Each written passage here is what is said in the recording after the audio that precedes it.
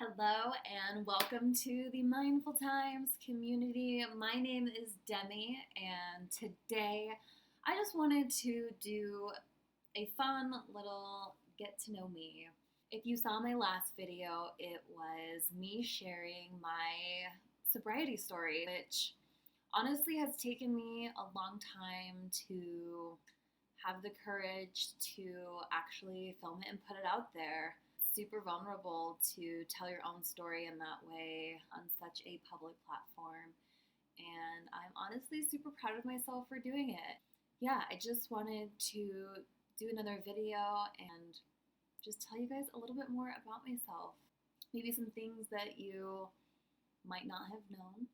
First, something that you might not know about me is I played soccer for about 11 years and track for 5 years.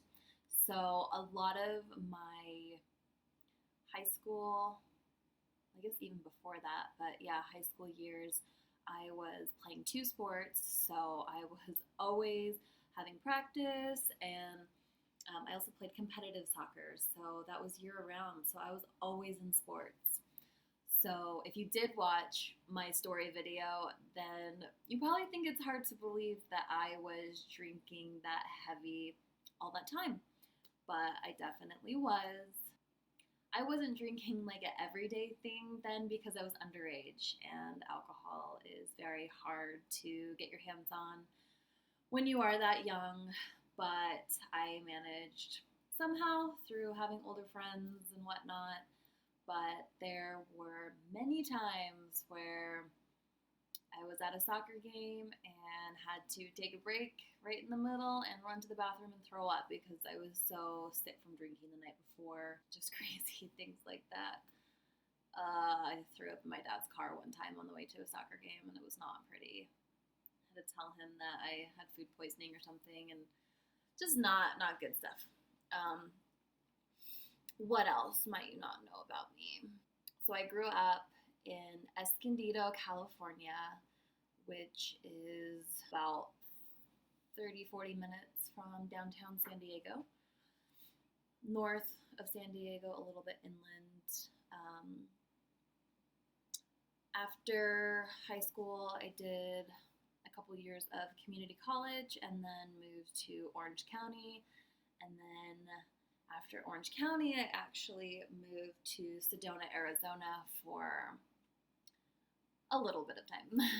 So my best friend in the whole world, his name is Jesse. We've been friends for as long as I can remember. He is my best friend. And we used to work together at a massage place in Orange County. And I remember we were working together, and this is just the way I am and the way I operate. We realized that we had a couple days off at the same time, and I asked him if he wanted to drive to Sedona with me because we had a friend that we both knew that lives there. I just had the itch to go do something and to go explore a new place, and I knew Jesse would be the perfect person to go with me. And so once I finally convinced him to go, we just took off and went a couple days to Sedona to visit our friend. And our friend actually ended up being like the perfect person to show us around. He took us on some amazing hikes. We went swimming in a bunch of creeks. It was so beautiful. To the vortexes, the energy vortexes, and did some like chilling and meditation. And we went to the cathedral in the mountain, and we just had such a great time. Both my best friend Jessie and I like absolutely loved it there. It was so hard coming back home and then having to go to work again, but I'm so glad that we went on that trip because I fell in love with Sedona. And once we got back, I don't remember how soon after I decided that I wanted to live there. Like, energy there pulling me, and such a beautiful place, and such like high vibes, really gorgeous. And so me being the person that I am, I didn't think much of it. I just packed my stuff. I literally had to got rid of most of my belongings and packed up whatever I could in my car and drove out there. And I ended up moving in with our friend that had showed us around, and he had a few other roommates. So I think there was like one, two, three, like five of us in a house in Sedona. Yeah, it was awesome. Another fun fact about me, I have a little alien moon star tattoo on my finger. I've always had this fascination with aliens, extraterrestrials, abduction stories. Sedona is such a spiritual and high vibe place. They have the portals, and a lot of people have had extraterrestrial experiences there, or there's a lot of UFO sightings. So it just kind of intrigued me. It was very interesting to me. So the part of me that wanted to chase this mystery, a big part of the reason why I went to Sedona. And while I was living there, I was reading a ton of books and doing a lot of research on these different conspiracies in Sedona.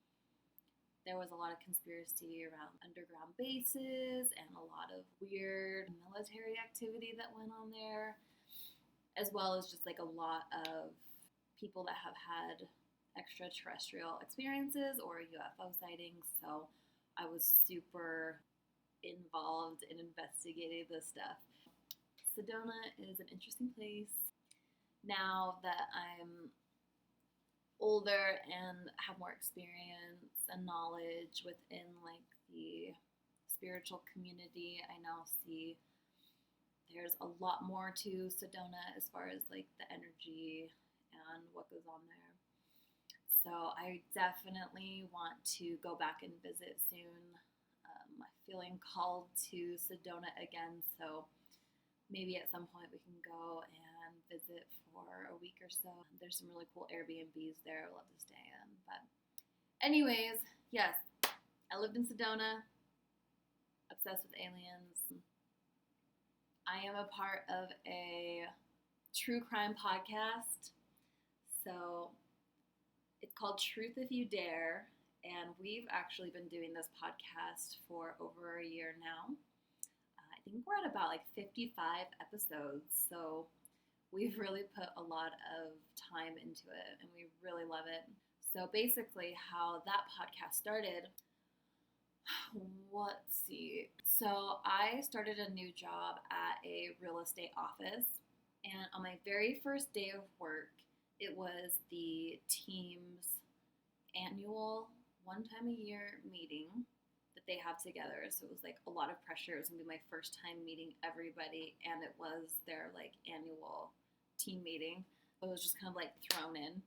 And something they did was ask a series of questions, a get to know me basically. What did they ask? There was a few questions, but the one that they asked that stood out was my favorite movie. My favorite movie is American Psycho. I shared this with the team and kind of told them some of the psychology in American Psycho and why I liked it. I feel that's not a very common favorite movie.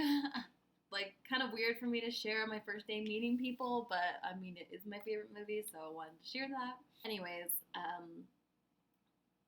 there were two people that I worked with, Chandler and Trace, who thought it was very interesting that was my favorite movie, and the three of us ended up talking more a little bit later on. We're all way into true crime and conspiracy theories and aliens and all this stuff, so the three of us had so much in common. Worked in the same real estate office, so we would just find ourselves after work talking about all these conspiracies, and it's all of us have been researching this stuff for so long and had so much interest in it, but we didn't really have anybody to talk to about it. So when we found each other, it was just we wanted to talk about it all the time because it was this pent up energy, and we finally had other people that had similar interests. So we would just talk about it all the time. And I remember one day I'm like, this stuff is so interesting. Like, why we should start a podcast. We talk about this stuff all the time anyways, and I'm sure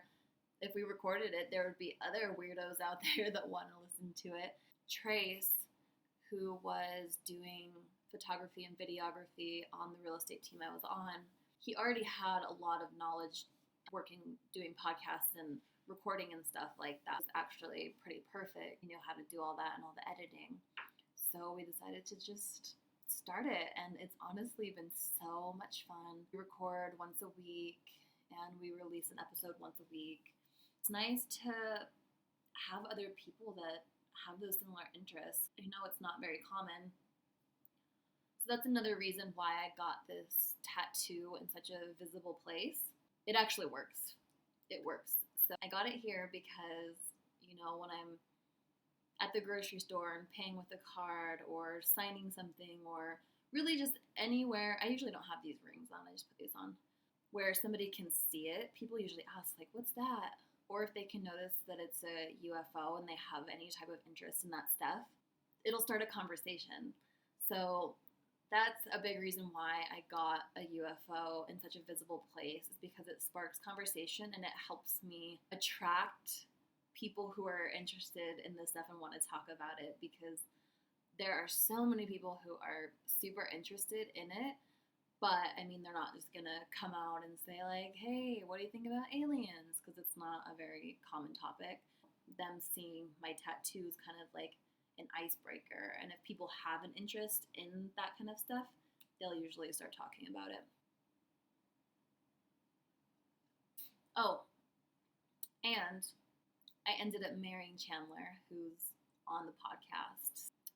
I married another weirdo like me, which is freaking awesome, because now we can talk about this stuff all the time whenever I have any like crazy conspiracy ideas. Okay, what else about me?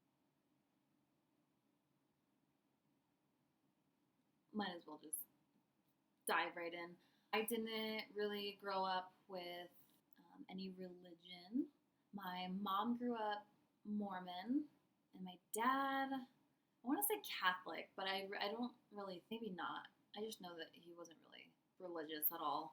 And my mom ended up getting out of the Mormon church. She got pregnant at a young age, and that didn't really sit well with the church. When I was about, again, my timelines are so awful. I need to figure this out. My best friend, again, Jesse, he used to go to a really awesome church in San Diego, a Christian church. He took me there one time, and it was like the most amazing experience. Their worship band was like, I think they were an actual band. I want to say they had an album and everything, like super legit, but it was a lot of like, they weren't all younger, but definitely a majority younger people with like tattoos and piercings, and just like the music was amazing.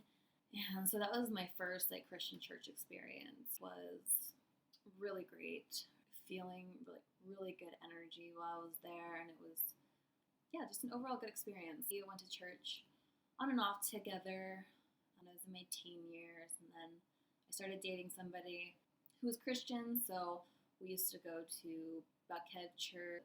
Saddleback Church is the big mega church. Pastor Rick Warren in Lake Forest, because we lived right down the road from there. And so I had really good experiences with Christian church. I think I guess I'm just kind of like all over the place and still just trying to figure myself out and what I believe. And I think religion's a deep one, and I won't get too much into it right now. Maybe I'll do another video later. But the more that I research different religions and just like different beliefs people have, it all seems like it's the same thing. Like the core of most beliefs and religions seem to be the same. People just perceive and communicate what those beliefs are in different ways and different terms based on their perception and their understandings. I think that most religions have very similar beliefs. They're just communicated differently. I know kind of what feels best to me at this point. Still like open to different things, My husband and I, so we live in Utah, in Salt Lake City area. So a ton of Mormon churches, a lot of Mormon culture. I mean, my experience with anybody that has been a part of the Mormon church has been super amazing. Very kind and very generous people.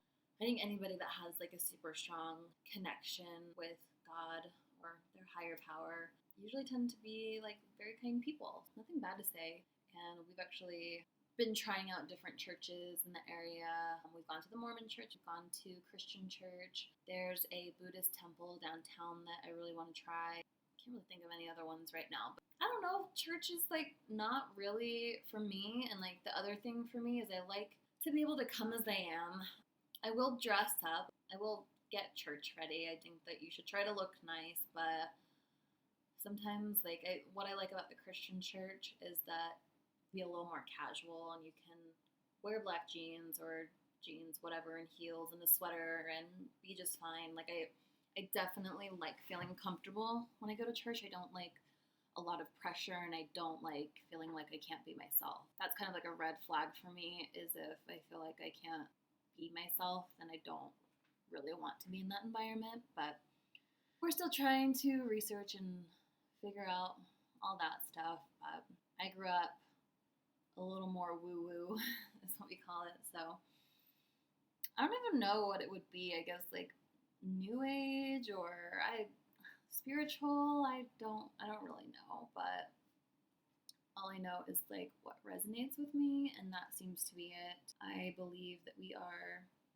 spiritual beings living here temporarily in these human bodies. These are a vessel.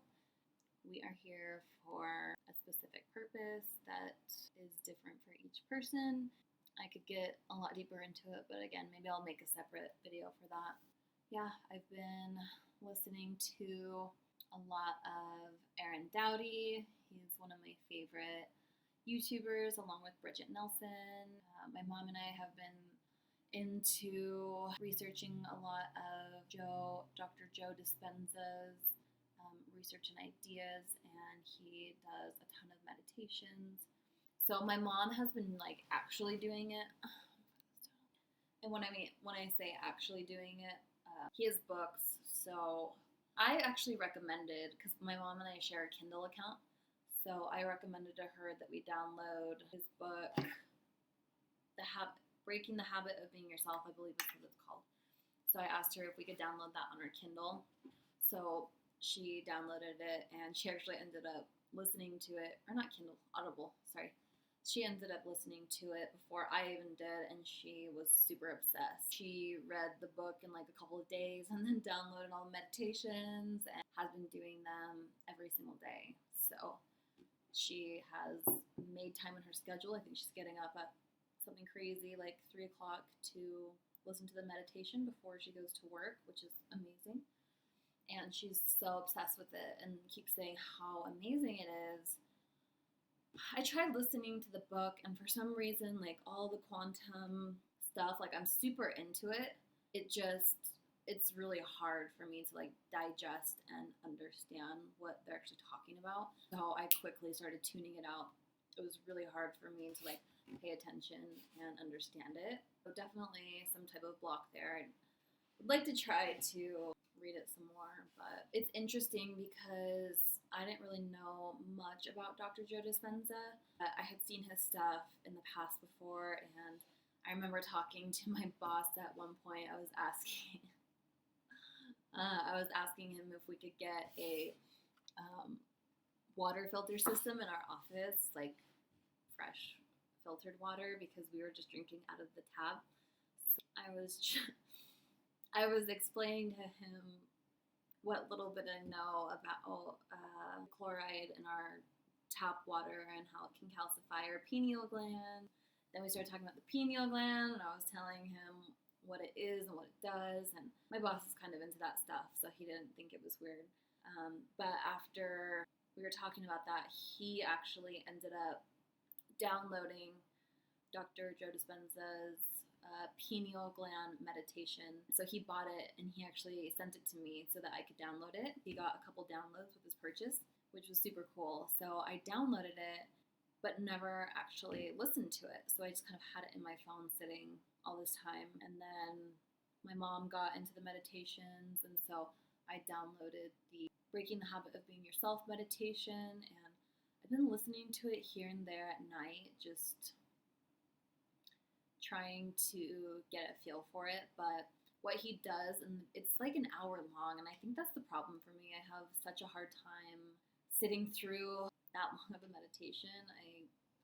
I'm trying to deal with my ADD, and meditation actually helps it, so I need to like stick it through, but an hour just seems so long to me. He gets you into meditation in the beginning, and then you actually start doing the work meditation. By the time you get into the meditative state, doing this at night before bed, I was in bed. I was falling asleep before I got to like the meat of it. I haven't really made that a priority, but I need to.